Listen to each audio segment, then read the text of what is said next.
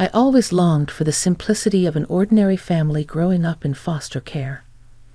I was familiar with the feeling of being alone in the world. I had foster parents as a child, but no blood ties. What I truly yearned for was a family of my own, the perfect family with a loving husband, adorable children, and me. So when a kind-hearted man proposed to me, I was overjoyed. With this man, I thought I could finally build that ordinary family I'd always dreamed of. However, in believing so, I was the world's biggest fool. My husband George callously ordered me around after I came home from a long day at work. "Hannah, make dinner now. Mom and Emily are starving," he'd say barely 2 seconds after I walked in the door. George, my mother-in-law, my sister-in-law, none of them ever thought of cooking. My name is Hannah, and I found myself stuck with this terrible family. At 29, I worked for a large corporation where George was also employed. We met at the same company. George was 30 years old, but since he couldn't get into college right after graduating high school, we ended up graduating college at the same time. First of all, it's important to mention that George was currently unemployed. He had a dispute with his boss in the sales department and quit his job. George was angry, claiming his boss was cold-hearted, but I knew otherwise. Even though George and I were married, we worked in different departments of the same company. I worked in the general affairs department, handling office work. My dedication and hard work were trusted and respected by my colleagues. During this time, the sales department manager where George worked came to me for advice. Nervously, I asked him what the matter was. He tiredly opened his mouth and explained that George had suddenly handed in his resignation that day. Shocked and confused, I had no idea this was happening. The manager explained the situation to me. George would casually leave work even if his tasks weren't finished, and he'd dump his overtime work on his colleagues. When confronted, he would lash out in anger, claiming that we shared housework since we both worked. He also insisted on leaving work on time, citing concerns for his mother and sister's well-being. Feeling guilty and embarrassed, I apologized profusely to the manager. However, he reassured me that it wasn't my fault. He expressed his disgust for George, who quit his job without consulting me, his wife. George believed he would quickly find a new job, but the reality was harsh.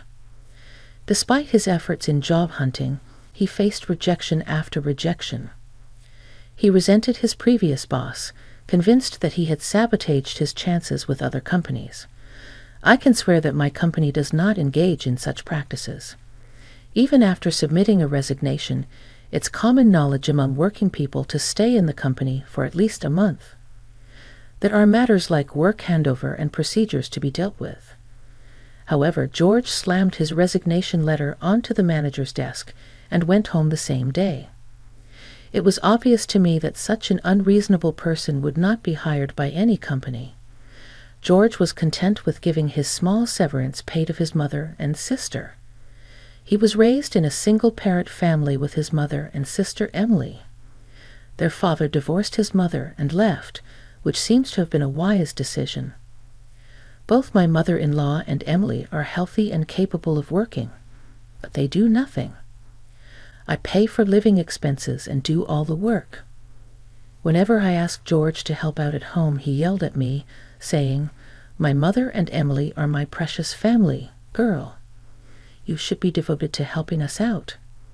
It made no sense to me, so I snapped back at him, "Forget about your mother, but Emily is 23 years old.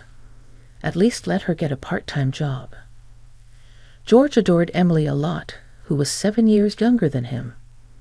Emily was also taking advantage of George's kindness, pleading for pocket money. As I firmly refused to give her money, George started working part-time. It was a job managing a warehouse for a career service. George told people around him that he quit his job at a major corporation because his family was sick.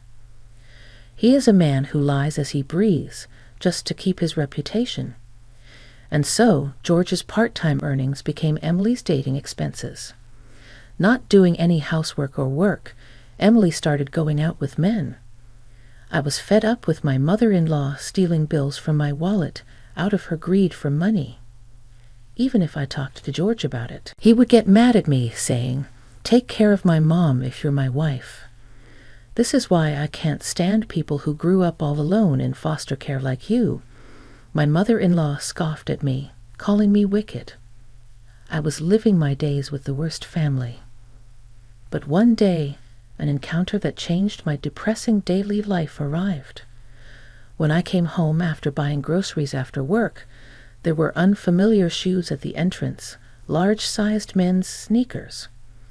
I thought we had a guest over since the shoes were larger than George's. Then a young man popped out. He was tall, had a handsome face, and his hair was light brown. When I thought Emily had brought her boyfriend, the man apologized, saying, "I'm sorry. I was in the words of dating Emily, but I'll take it back."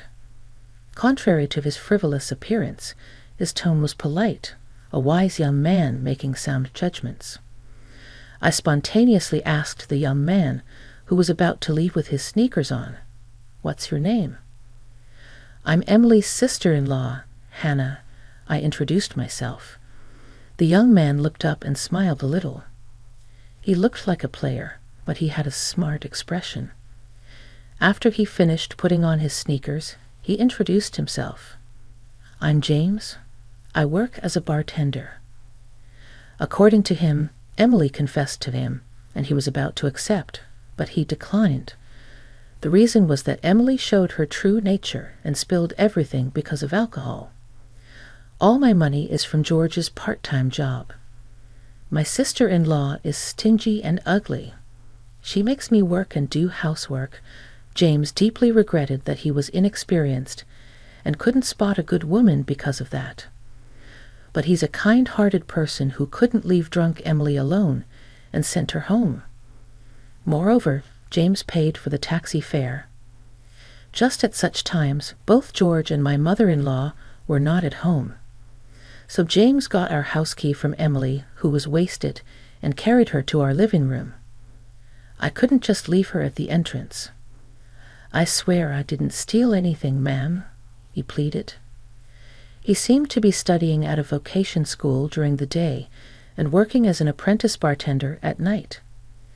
Emily had called him out after school, claiming to work at a clothing store. James didn't see through Emily's lies until the last moment. Despite his splashy light brown hair, he was a serious and sincere young man. His natural hair color, a mix, matched the flashy appearance. "This is the business card for the bar I work at. Sorry for the trouble. He's running late, but he said he's ready to work now," he explained. "Thank you for bringing Emily home. Have a great shift," I replied, smiling, as James left. Normally, I would report a young man who was at home without permission and had a connection with Emily. But I intuitively thought that James was a trustworthy person with good nature. It was a silver lining that he hadn't been deceived by Emily. When I entered the living room, Emily was indeed drunk and asleep. Annoyance aside, to avoid dealing with a potential cold, I covered her with a blanket.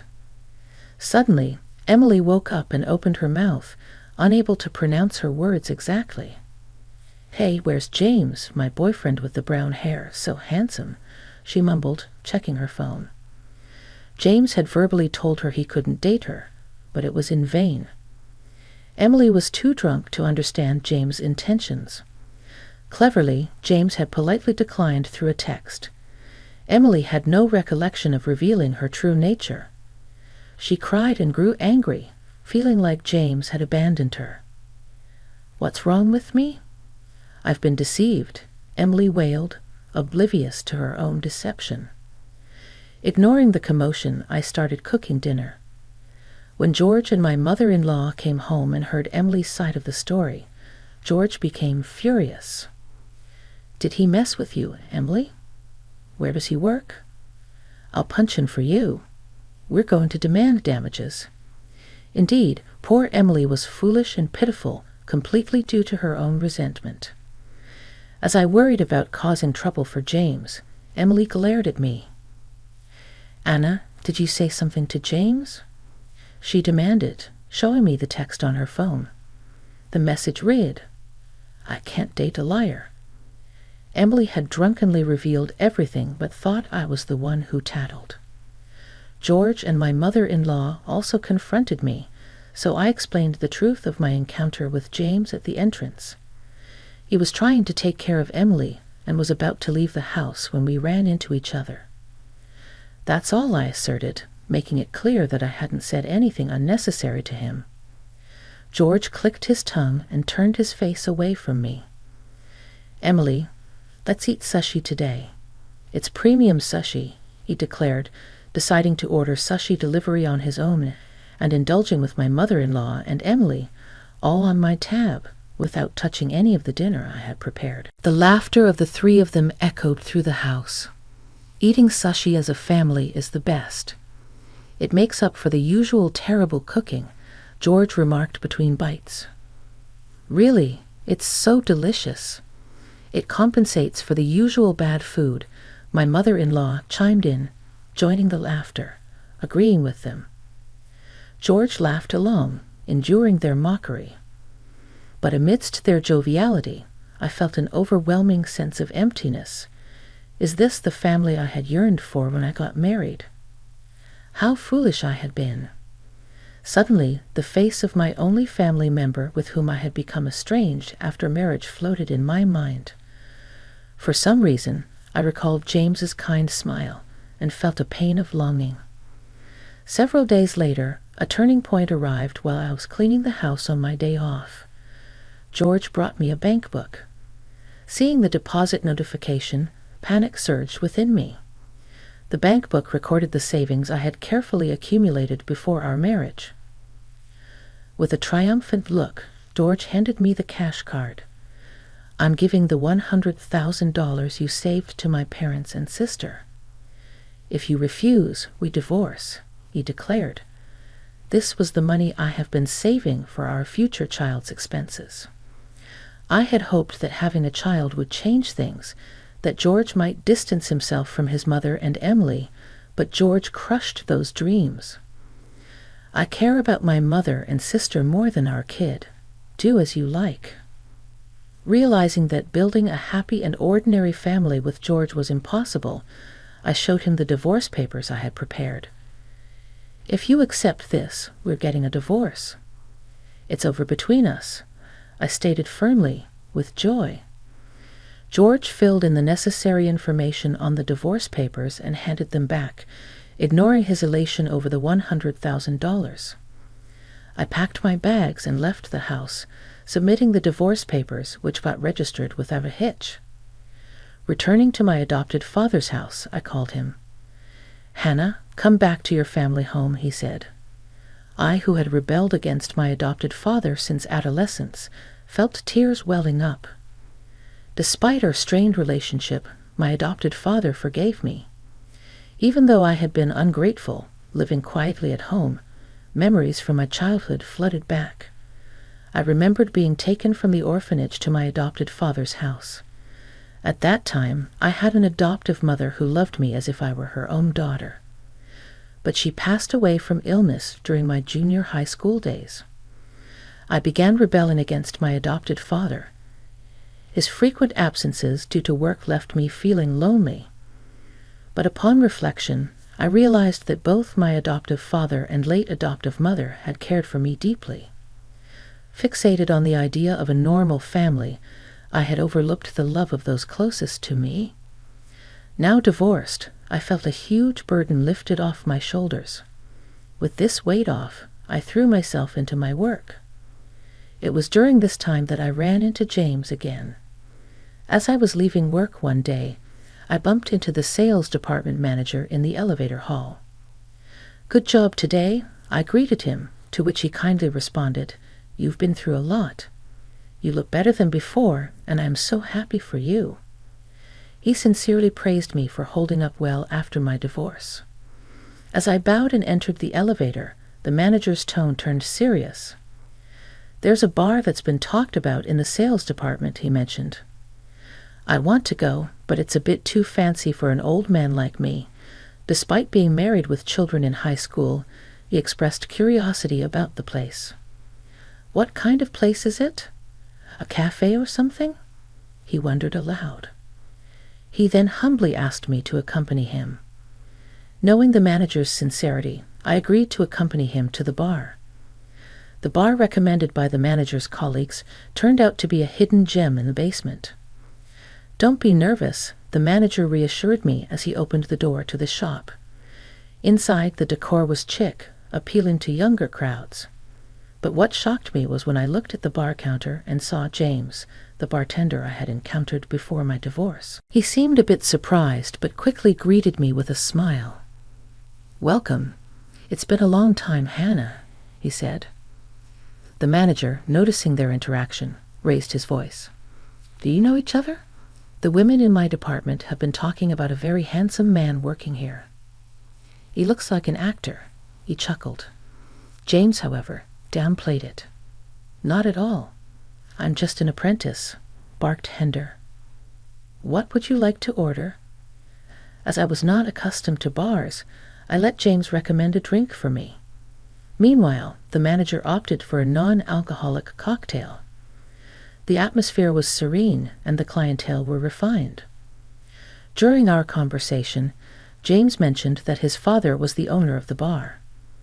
Despite my initial rebellion and college pursuits, I found myself inspired by my father's line of work. As we sipped our drinks, I mentioned my recent divorce. The boss, unusually furious, commented, "That woman's ex-husband is outrageous." "I shouldn't have given him a retirement allowance," muttered the boss. "But did you get drunk on a non-alcoholic drink?" James prepared a mint, smiling at me. As I forced a smile, he offered the Minnesota to the boss for free. The boss calmed down a bit, and while drinking Minnesota asked, "Hey, mister, do you send drinks from other customers like in dramas?" James laughed cheerfully at the boss's serious question. "Ah, I've never done it." Urban legend, perhaps.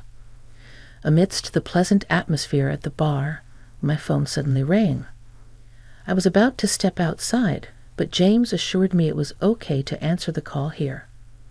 Upon confirming it was George, my ex-husband whom I had divorced, I was annoyed by the interruption of the fun gathering, but I answered due to the persistent calls. Before I could inquire about the purpose of the call, George complained loudly, "I can't withdraw money." "Your balance is zero." Of course, that's after I transferred the deposit to another account. Would anyone keep a passbook with a $100,000 deposit in a house where those 3 greedy people live? I retorted. The passbook George stole from me was a dummy. The real one was carefully hidden by me. That's how I still had the $100,000. When I informed him, George was dumbfounded. Meanwhile, my former mother-in-law and Emily were overseas living luxuriously. They gambled, and as their funds started to run out, they'd attempted to dip into my $100,000. However, they couldn't withdraw the money and were distressed enough to call me. George threatened me to send all my assets immediately. I refused and handed over the dummy passbook obediently. I also relinquished the house in the property division, wholly declaring that I no longer knew anything about it. Meanwhile, James asked me to lend him my phone in front of me and the boss. He ruthlessly demanded, "George, there is a tab of $3,000 for your sister's drinks. I'm sorry, but please pay." After saying only that, James returned my phone to me. "So, work hard for your beloved mother and sister, big brother," I said as George cried for help, but I hung up the call. Apologizing for the fuss, James offered me a cocktail with a smile. "It's on me, an Andrew ginger ale for the boss." "Let's toast to the refreshing turn of events," James said. The boss and I toasted to George's miserable fate. From then on, George truly fell into a hell of debt. When he was at a loss in a hotel overseas, a kind gentleman approached him. The gentleman, a precedent in finance, offered to lend him money. If George was in trouble, George, not direly in need of money, jumped at it without considering the interest. As a result, his debt ballooned to $500,000, and he was in a crisis. The kind gentleman even prepared a job for him to repay the loan. Now, it seems George is working on a fishing boat, and nobody knows where he is. Emily and my former mother-in-law had an obligation to repay. Working from morning till night except for sleeping, they sold their house and now live in a small apartment. I was going about my usual routine at my parents' home when, unusually, my foster father was also present. As we chatted, he remarked, "You're well prepared," pitching my ex-husband to the deep end, referring to the individual who lent money to George, effectively sending him into a financial trap. My foster father was a prominent figure in the financial industry, well connected in various fields. George was on a family trip abroad with the proceeds from selling all of my jewelry, which he couldn't have afforded with just his part-time job salary. When I got married, my foster father had instructed me to save two things, the jewelry and the house. "You show up just in time in front of George, and you see through everything," I remarked, astounded by his foresight. Laughing, he mentioned that he also knew about my rapport with the young bartender, James. I nearly spat out my tea. I chuckled. The manager took a liking to James, so he brought other colleagues along to the bar. That's when my boss asked James, "Do you have someone you're interested in here?" "Be honest," directed by my manager's leading question. James looked at me and confessed, "I like you, Hannah. If you're okay with someone as inexperienced as me, let's get together." Stunned, I reminded him of our age difference and my divorce. But James persisted, expressing his feelings earnestly. In an unexpected turn of events, I found myself with a 23-year-old boyfriend. My manager was overjoyed, declaring himself my wingman. I intended to tell my foster father about James later, but he found out when I mentioned visiting James' bar. "He's a very nice young man," my foster father remarked, contrasting him with George. My foster father had always been fiercely protective of me, and though he could be extreme, he was a kind father. I felt grateful to have him in my life. When I shared my plans to start a new family with James, he smiled and congratulated me. Next time, I plan to take a break and go to the hot springs with my dear foster father, with James joining us.